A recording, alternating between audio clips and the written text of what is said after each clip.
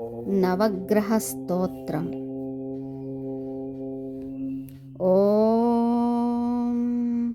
आदित्याय सोमाय मङ्गलाय बुधाय च गुरुशुक्रशनिभ्यश्च राहवे केतवे नमः। रविस्तोत्रं जपाकुसुमसङ्काशं काश्यपेयं महाद्युतिं तमोरिं सर्वपापघ्नं प्रणतोऽस्मि दिवाकरम्।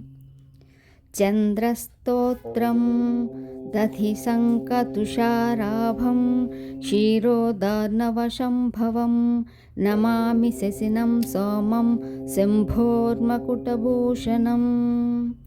कुजस्तोत्रं धरणीगर्भसम्भूतं विद्युत्कान्तिसमप्रभं कुमारं शक्तिहस्तं तं मङ्गलं प्रणमाम्यहम्। बुधस्तोत्रं प्रियङ्गुकलिकाश्यामं रूपेण प्रतिमं बुधं सौम्यं सत्त्वगुणोपेतं तं बुधं प्रणमाम्यहम्।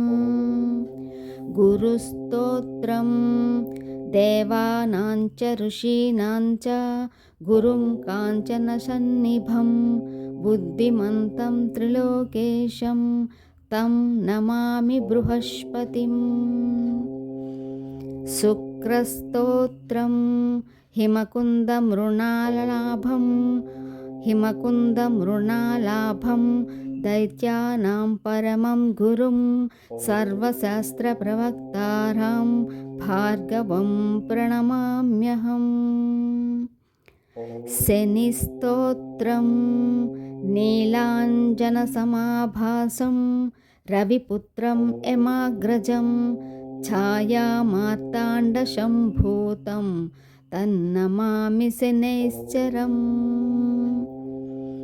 राहुस्तोत्रम् अर्धकायं महावीरं चन्द्रादित्यविमर्दनं सिंहिकागर्भसम्भूतं तं राहुं प्रणमाम्यहम्।